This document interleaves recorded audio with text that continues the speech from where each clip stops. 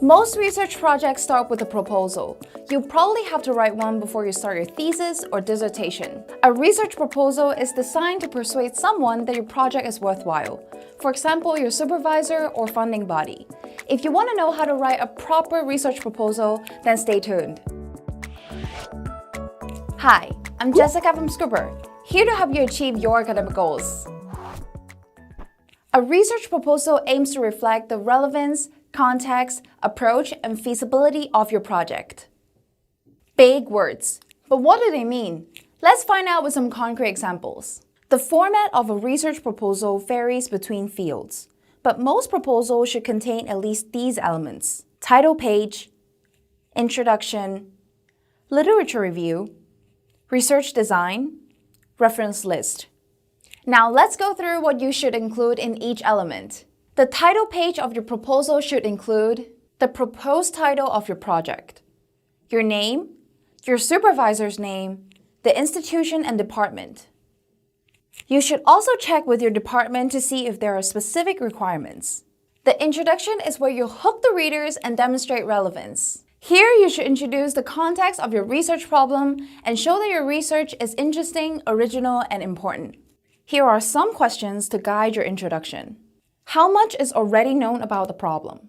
For whom is this interesting? For example, policymakers or scientists. What are the key research questions that you aim to answer? A strong literature review convinces the reader that your project has a solid foundation in existing knowledge or theory. It also shows that you're familiar with the field.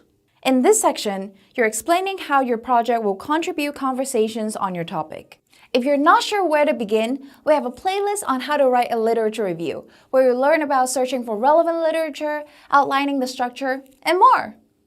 The research design or methodology should describe the overall approach and practical steps you will take to answer your research questions. Here are things you should describe in the research design section.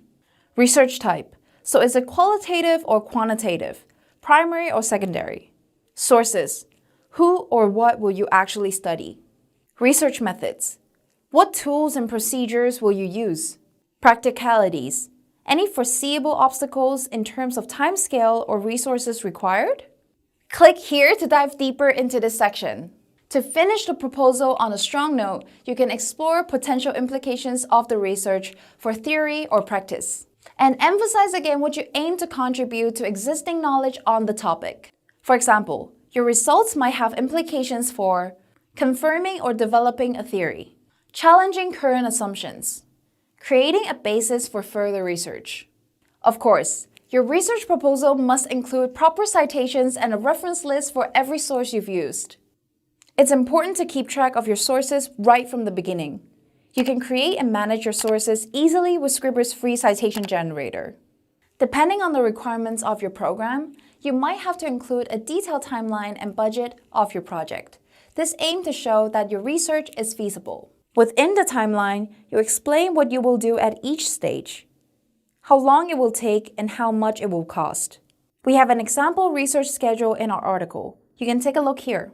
As in any other piece of academic writing, it's essential to edit and proofread your research proposal before you submit it.